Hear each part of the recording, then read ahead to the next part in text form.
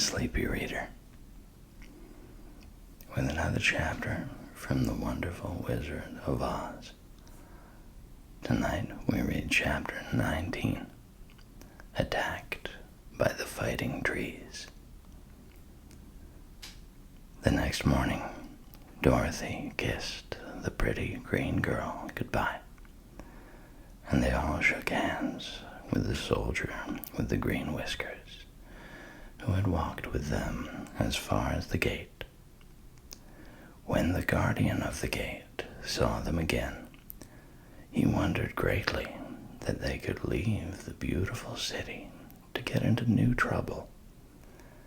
But he at once unlocked their spectacles, which he put back into the green box, and gave them many good wishes to carry with them.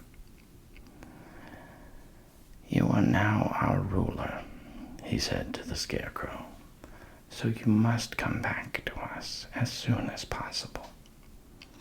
"I certainly shall if I am able," the Scarecrow replied, "but I must help Dorothy to get home first." As Dorothy bade the good-natured guardian a last farewell, she said, "I have been very kindly treated in your lovely city, and everyone has been good to me. I cannot tell you how grateful I am." "Don't try, my dear," he answered.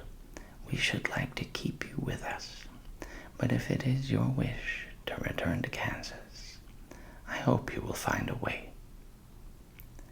He then opened the gate of the outer wall, and they walked forth and started upon their journey. The sun shone brightly as our friends turned their faces toward the land of the South. They were all in the best of spirits and laughed and chatted together. Dorothy was once more filled with the hope of getting home, and the Scarecrow and the Tin Woodman were glad to be of use to her. As for the lion, he sniffed the fresh air with delight and whisked his tail from side to side in pure joy at being in the country again, while Toto ran around them and chased the moths and butterflies, barking merrily all the time. "City life does not agree with me at all," remarked the lion, as they walked along at a brisk pace. "I have lost much flesh since I lived there, and now I am anxious for a chance to show the other beasts how courageous I have grown." They now turned and took a last look at the Emerald City. All they could see was a mass of towers and steeples behind the green walls, and high up above everything the spires and dome of the Palace of Oz. "Oz was not such a bad wizard after all," said the Tin Woodman, as he felt his heart rattling around in his breast. "He knew how to give me brains, and very good brains too," said the Scarecrow. "If Oz had taken a dose of the same courage he gave me," added the lion, "he would have been a brave man." Dorothy said nothing. Oz had not kept the promise he made her, but he had done his best, so she forgave him. As he said, he was a good man, even if he was a bad wizard. The first day's journey was through the green fields and bright flowers that stretched about the Emerald City on every side.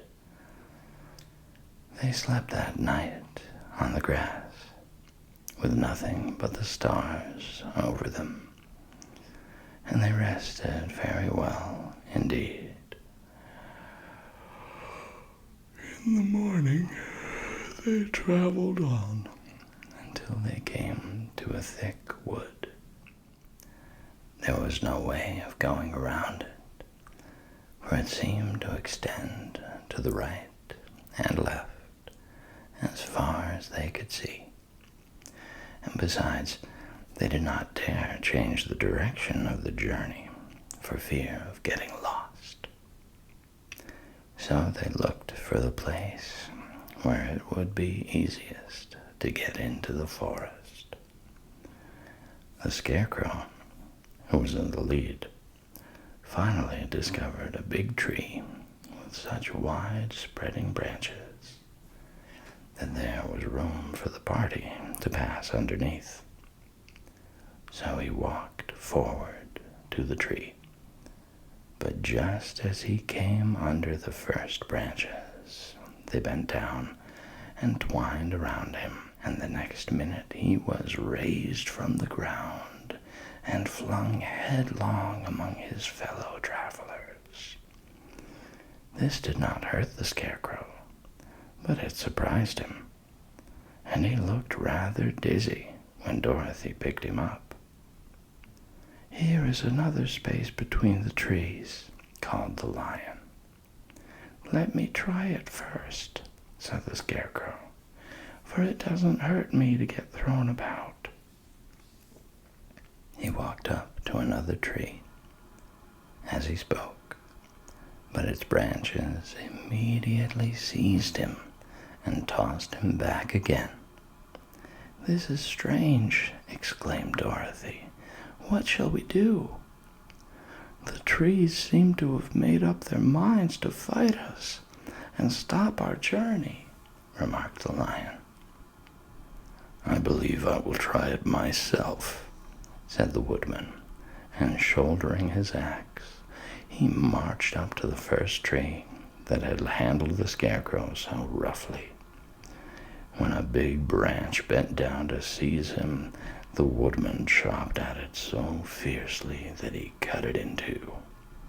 At once, the tree began shaking all its branches as if in pain, and the Tin Woodman passed safely under it. "Come on," he shouted to the others. "Be quick."